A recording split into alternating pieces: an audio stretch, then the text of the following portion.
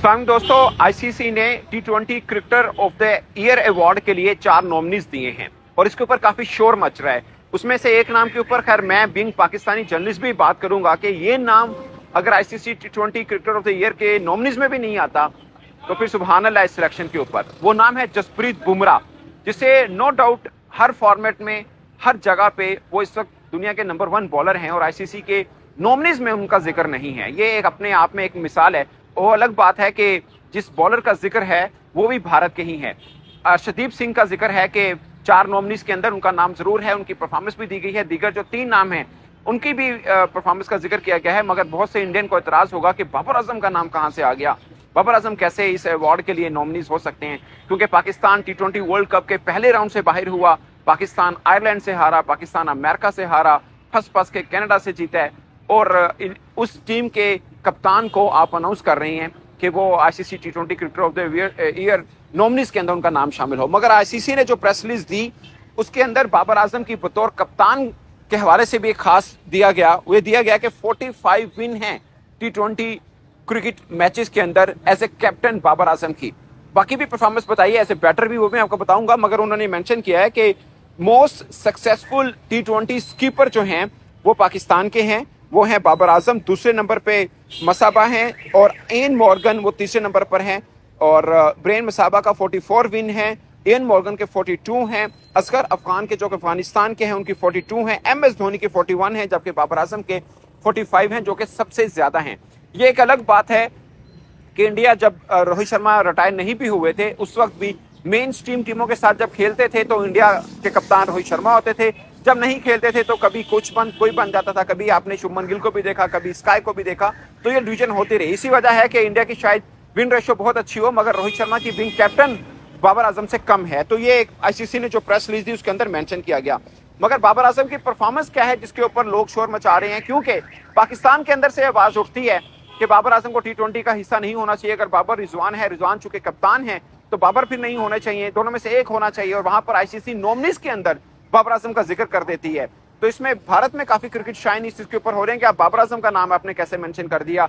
अगरचे पाकिस्तान के ऊपर भी अंडर डिस्कशन जरूर रहा है बाबर आजम का नाम, मगर आईसीसी ने रीजन दी है कि बाबर आजम का नाम क्यों शामिल किया गया है। और इसके अलावा सिकंदर रजा का नाम भी शामिल है और ये 3rd टाइम हुआ कंसेक्यूटिव के सिकंदर रजा का नाम आईसीसी नॉमिनीज के अंदर आया हुआ है, क्योंकि वो अपनी टीम को लेकर खासकर जो उन्होंने क्वालिफाइंग राउंड खेला था उसके अंदर उनकी परफॉर्मेंस बहुत ज्यादा थी और ये पूरे साल की कारकर्दगी को देख के लगाया जाता है। तो पहले मैं 4 नॉमिनीज का बता देता हूं, फिर उनकी परफॉर्मेंस बता देता हूं और मैं खुद ऑब्जेक्ट करता हूं कि आप जसप्रीत बुमराह का नाम कैसे रूल आउट कर सकते हैं।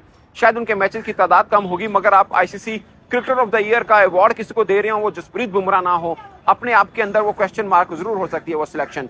बट 4 नाम है, उनमें अर्शदीप सिंह हैं, बाबर आजम हैं, उसमें ट्रेविस हेड हैं और सिकंदर रजा मैं आपको बता चुका हूं।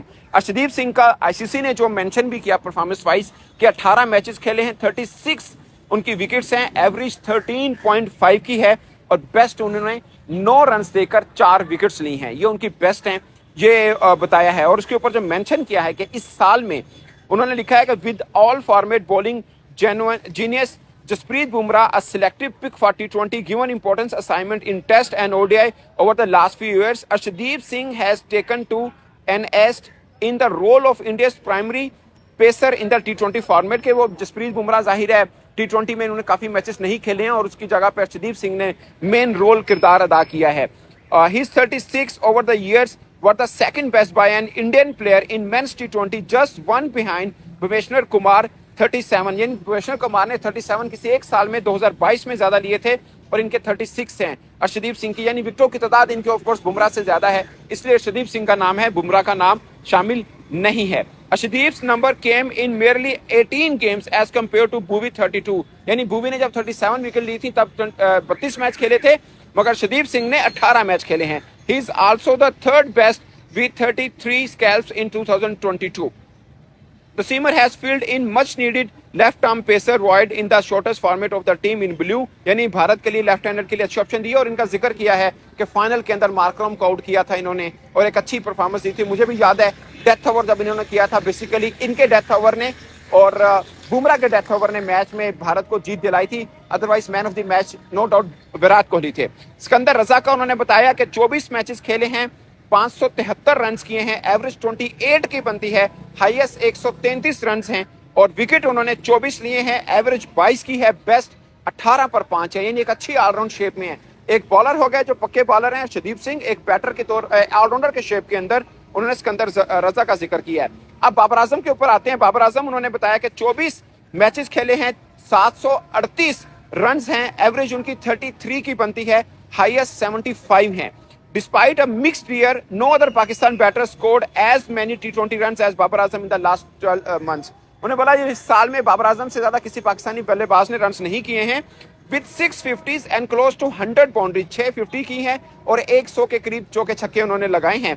Babar was Pakistan mainstay and the year saw an improvement in his strike rate with a batter clocking 133। वैसे बाबर आजम की स्ट्राइक रेट 129 की है मगर इस साल में 133 की हुई है। ये बाबर आजम की स्ट्राइक रेट का जिक्र किया। Still only 30, Babar is prime to break Rohit Sharma, यानी रोहित शर्मा का जो हाईएस्ट रन का T20 का रिकॉर्ड है 4231 का, वो बाबर आजम तोड़ने के बिल्कुल करीब हैं और ये सिर्फ 30 बरस के हैं अभी।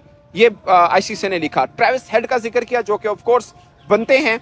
उन्होंने परफॉर्मेंस के हवाले से बताया कि 15 मैचेस में 539 रन हैं, एवरेज बनती है 38 की, हाईएस्ट स्कोर 80 है। अगर बाबर आजम से कंपैरिजन किया जाए, बाबर आजम के 24 मैच हैं 738 हैं मगर इनके 15 मैच हैं 539 हैं। बाबर की एवरेज 33 की है, इनकी एवरेज 38 की है ट्रेविस हेड की अगर बात करें।